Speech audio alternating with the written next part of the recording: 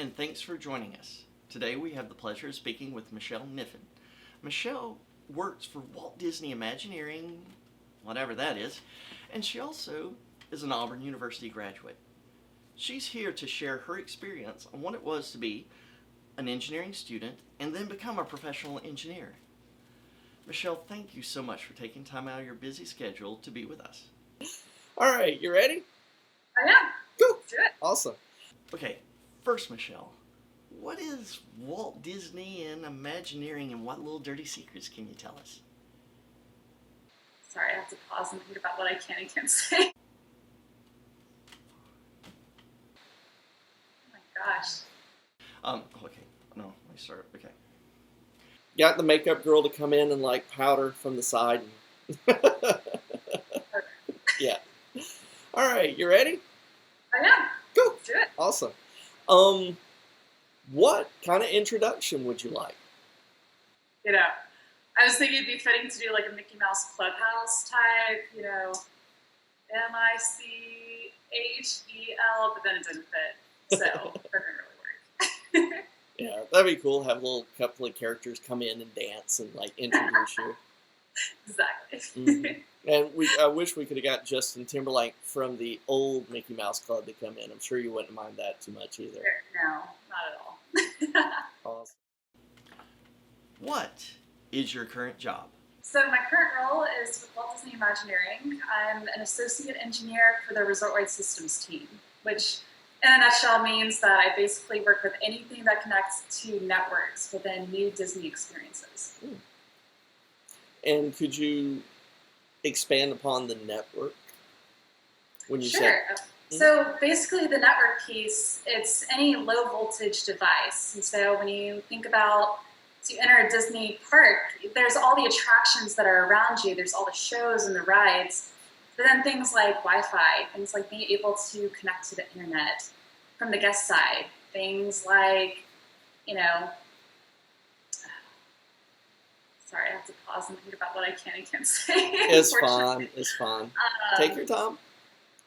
I mean, in a nutshell, there are a ton of, low voltage devices that need to connect to the Disney network.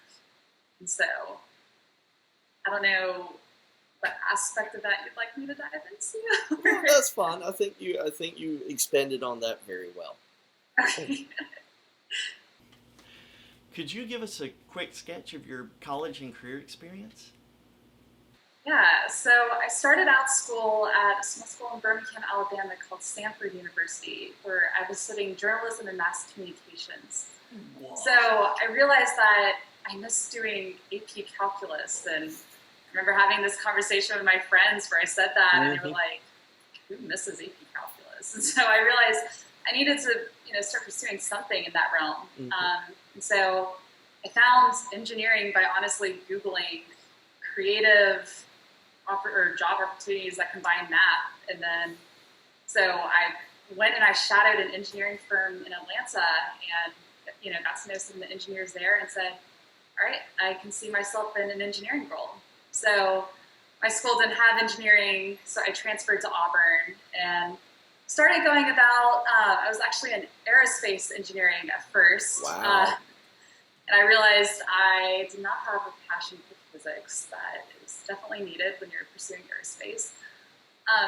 And so kind of in the midst of that, after that first year at Auburn, I found an opportunity with Disney called the Disney College Program.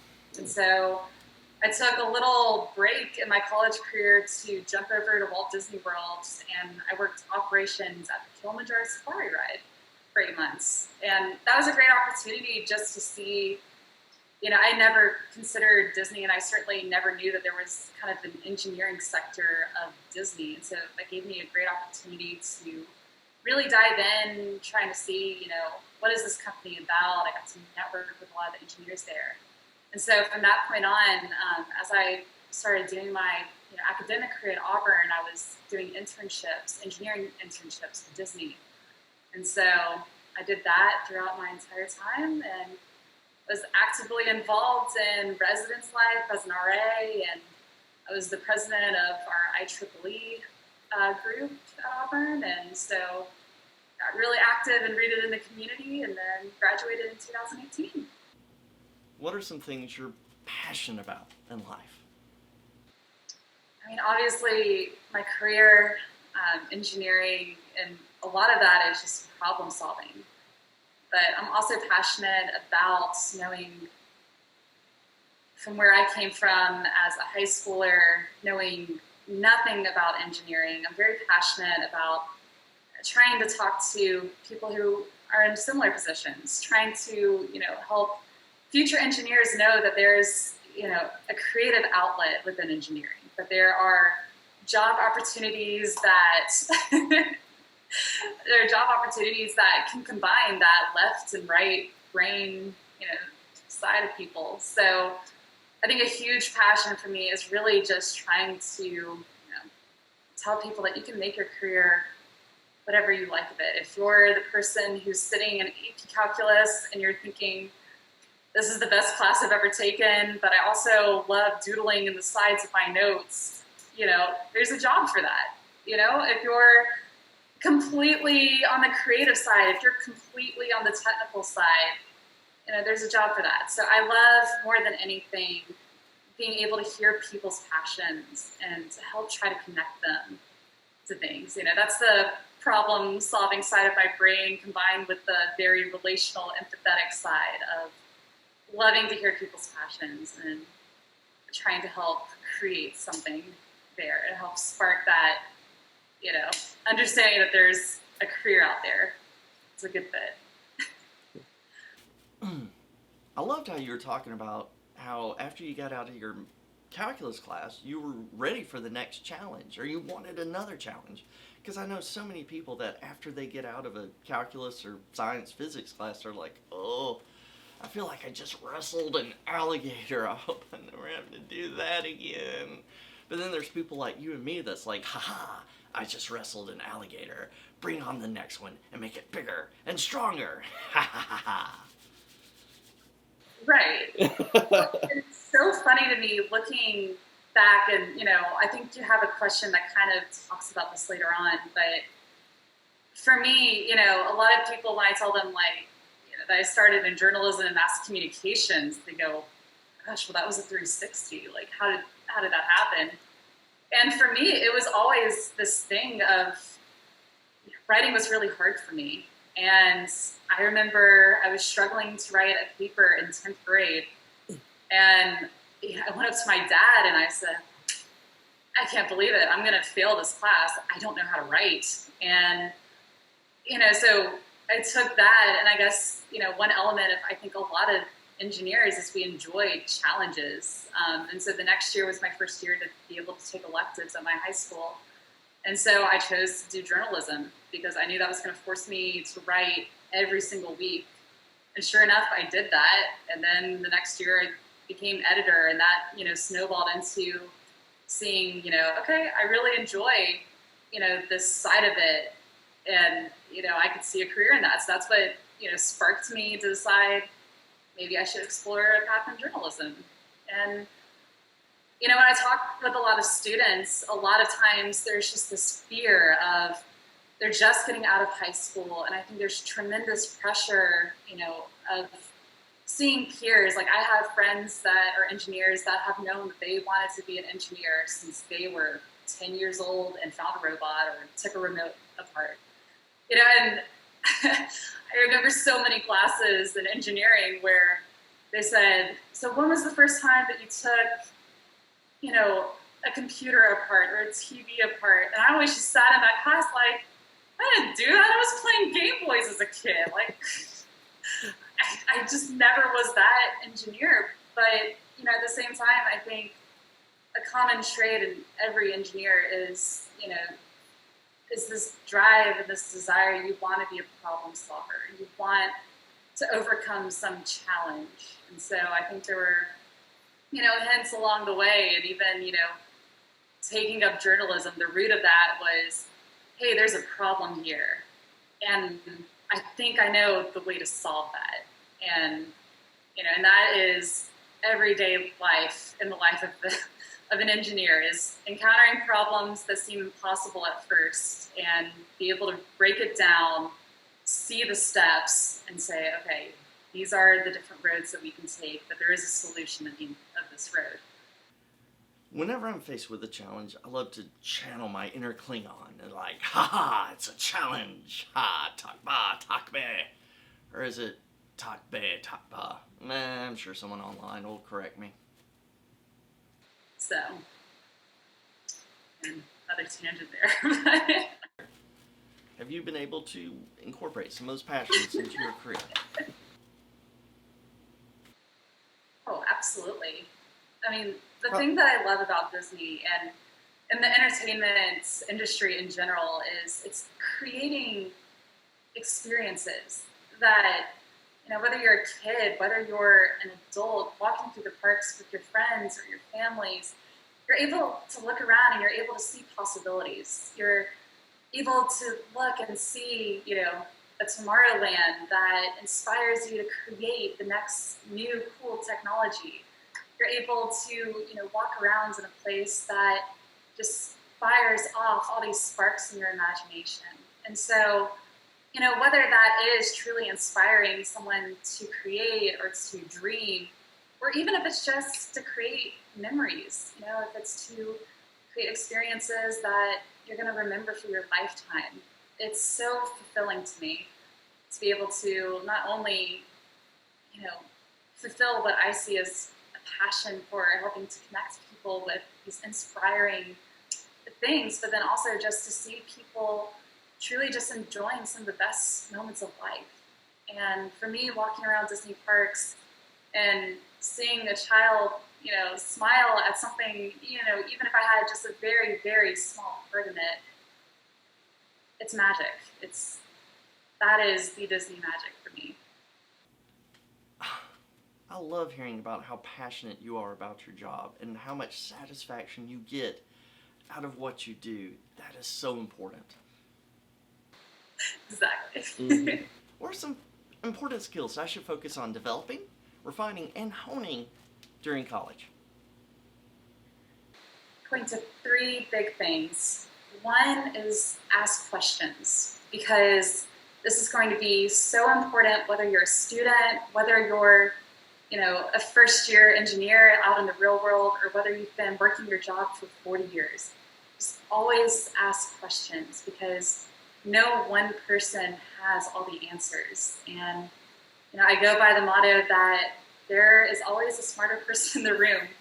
And, you know, so just being able to be humble, being able to, you know, ask those important technical questions, as, you know, engineering is challenging. And there are some very abstract concepts that are going to be incredibly difficult to grasp. And, you know, there's maybe the professor may explain it one way, maybe the person on YouTube explains it in another way, and somewhere in there, someone's going to make sense. So just being able to ask questions. And then second thing I'll say too is form relationships. You know, and I cannot stress that enough, because, you know, as an engineering student, I think something that we don't talk a lot about is it is an incredibly stressful time for many students. I mean, looking back, there are so many times that you feel just incredibly overwhelmed, incredibly stressed, incredibly, you know, you have all these classes that are demanding X hours of work for you to accomplish, and, you know, they're all acting like that is the only thing going on in your life, and it's not. You have school, you have family, you have work, you have all these different things that you're trying to juggle. So whether you're forming relationships with your classmates so that, you know, you can form those study groups, so that you can have people that you can, you know, ask questions to, you know, somewhere in there that gets it. And then also forming relationships with your professors. That was huge for me going through school, because they're truly there to help.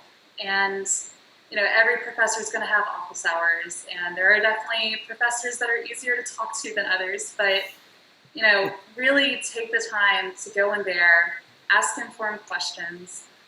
And I think third is there are so many resources that are available just through Google, just through using the internet. And I cannot, once again, these are things that are so applicable whether you're first year in college or throughout your entire engineering career. But there's so many things that, if you figure out how to ask the right questions, there's also a lot that you can find and research on your own. And, just a few very basic toolkits, but those three things are going to make a huge impact throughout your entire life in engineering. Oh my gosh, thank you for sharing that. I really feel as an engineering student, most of us are always thinking everybody's doing better than I am. And what's wrong with me, and why aren't I Superman, and how come they're doing so great, or they're doing so much better than me? Well, that's just not the case. We all have things going on we struggle with. Exactly. Mhm. What's your view on the value of internships, co-ops, and summer jobs during college?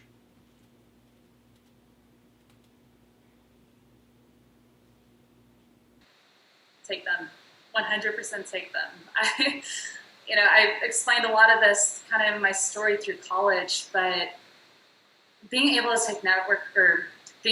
take internships, being able to network while you're in school, not only are you going to learn, being an engineer and being out in the field, out on projects, working day to day in an engineering office, you're going to actually learn what it is an engineer does.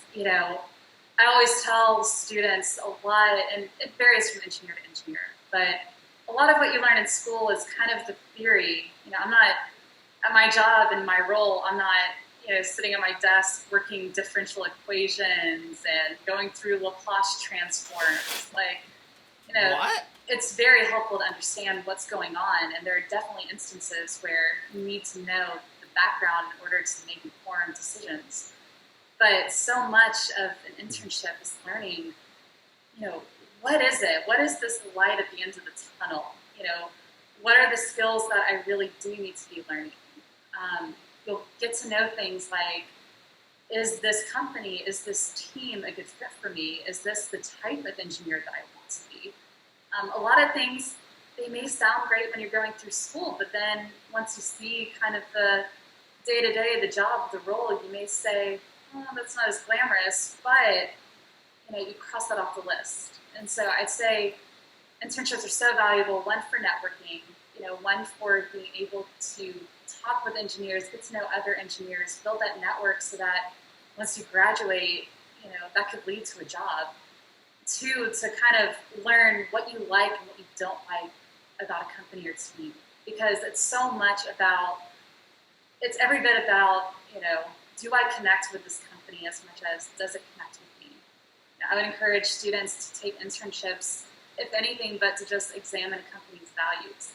If anything, just to say, is this a team that, respects my work-life balance? Is this a team that challenges me enough?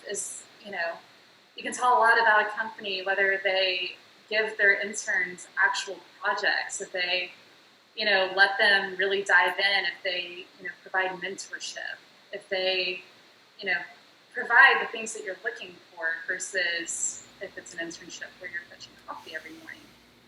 And then, other than that, you're not only, finding the companies that, you may love and that you may want to work for, but then you're also figuring out things that you're not. If something doesn't work out, if you spend a summer doing an internship you hate, then that just means that you figured out one thing that you don't want to do for the rest of your life.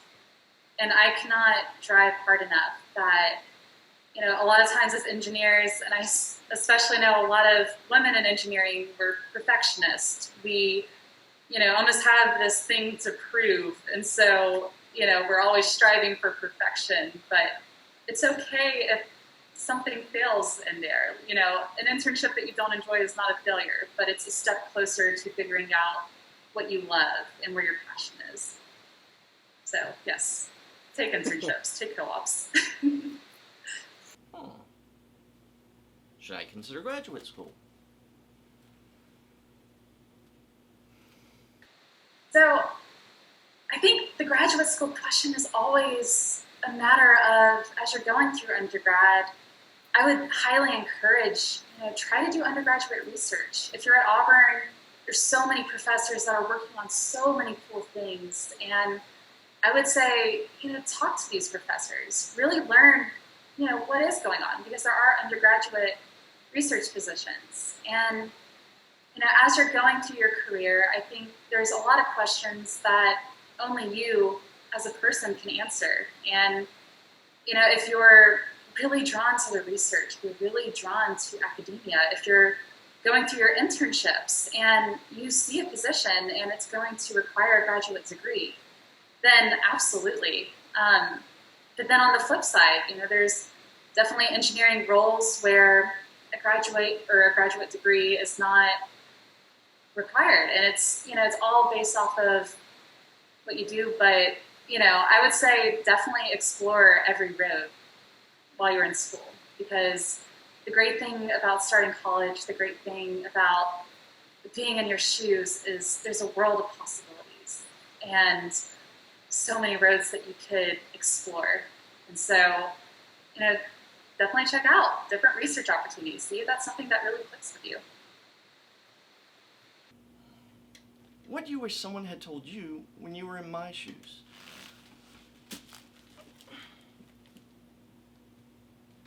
So many different things. I think, one of the biggest is just to take a deep breath and to say, there's a lot of pressure that we feel. There's a lot of pressure that, we want to be in the right major. We want to feel like we're in the right path.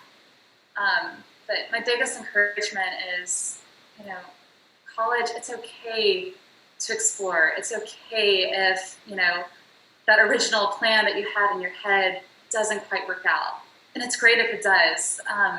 But I think first thing I would say is just, don't put these huge expectations on yourself, because part of the great thing about college and about life is it's truly about the journey. It's truly about figuring out what are those passions, what gives you that joy, because once you find that, once your job isn't something that you go to every day, to get money, once your job and your career is something that you look forward to and that drives you and that becomes a part of you.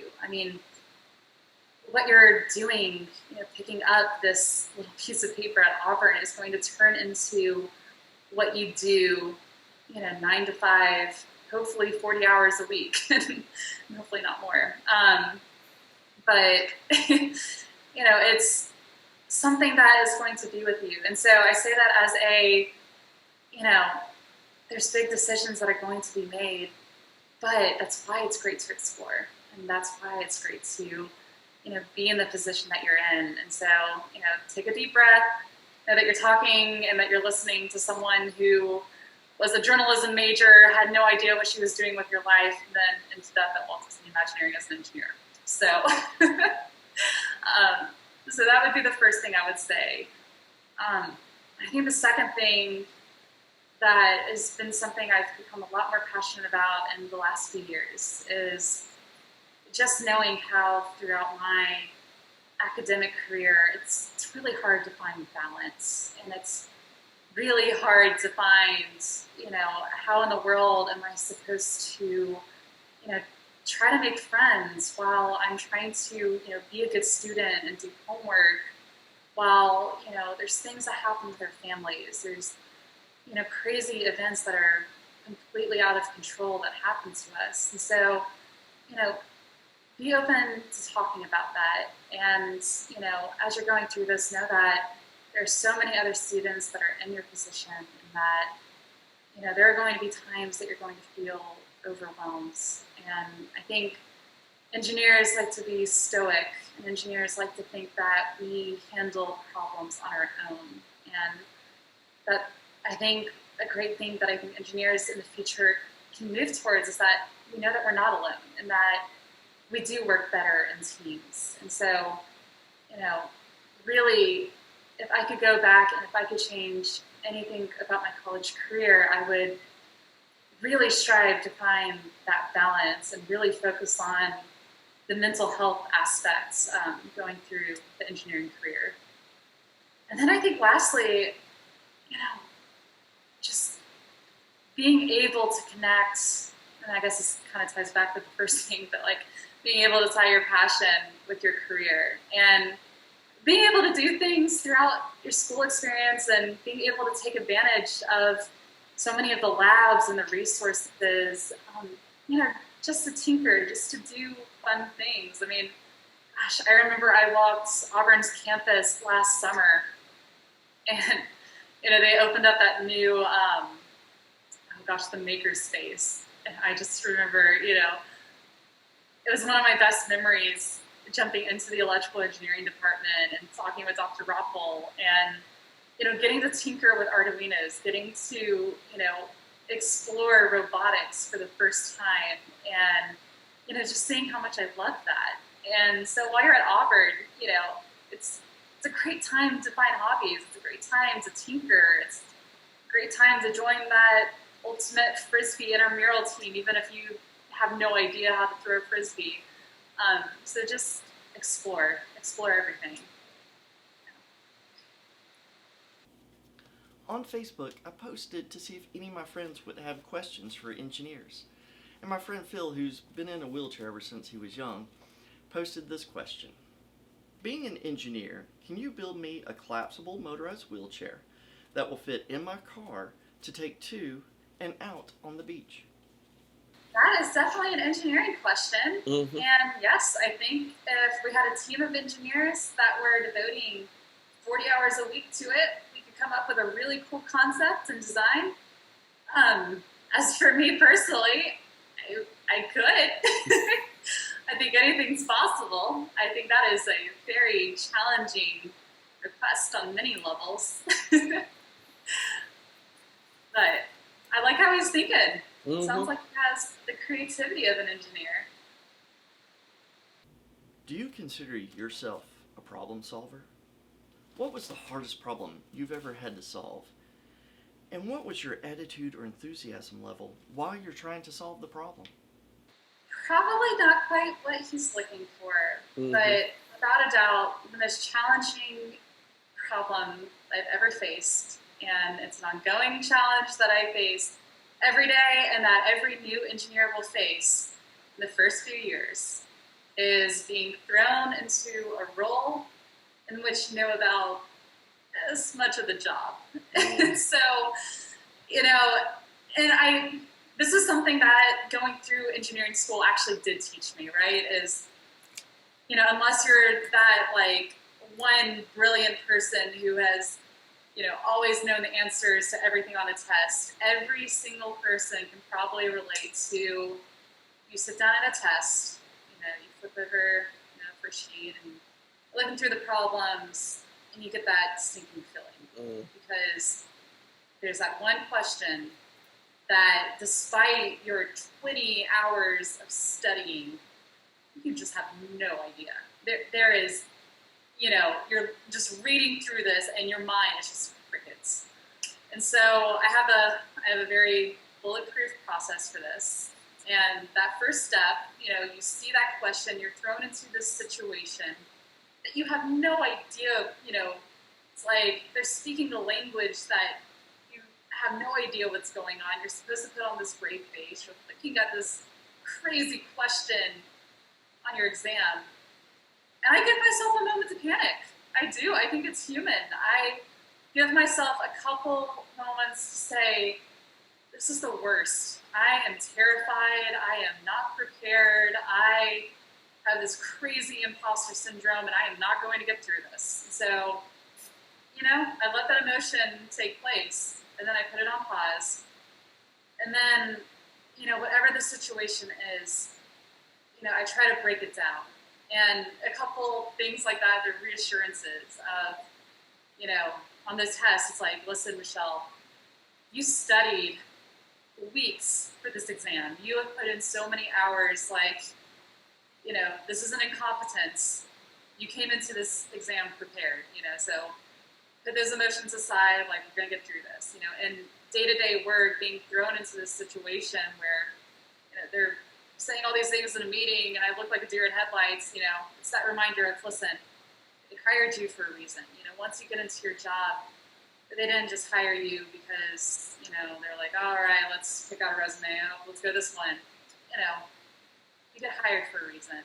And so, you take those assurances. You say, all right, I have my toolbox. I have the equations that I learned in lectures. I have, once you're an engineer, I have this degree behind me. I have the problem-solving toolbox. And so, once you get that grip on yourself, then you start to break down, what do you know? On the exam, it's, when I go through, what are the words that I do know? Oh, there's this word. Okay, I know the equation that's related to this. And there's another word in here that, I know the equation for this. And then here's the two that connect the two. I bet you there's something in there that I can answer. And then same thing, going into a job is you hit this impossible situation and you say, okay, these are things that they're asking of me. These are, this is the bulk of what's getting thrown at me, but let's break this down. What are, what is ultimately what these people are trying to look for? And what are the tasks that are going to get me to that point? What are, breaking it down even further, what are the questions that I need to ask in order to know what tasks get me to that point? And, that's why when you're doing internships, when you're interviewing for companies, it is so important to find a team that is going to support you in your first few years, because having a team that is going to know that you are a new engineer who is going to be able to be open to encourage questions to help you through, so that you don't feel like you're a fish in the middle of a big ocean. That is huge. And so, there is an ongoing, the season of life that I am in as, this is my second year as an engineer. It's still scary. There's still moments every day that feel like these huge, insurmountable challenges at work. But knowing that I can go into that situation and I know that, you can break it down, that it's okay to ask questions, that you don't have to be, and no one is going to expect you to be the, engineer with 40 years of experience when you haven't been alive for half as long. So, that's, not one huge challenge in particular, but that is my general strategy to going about every challenge that I face.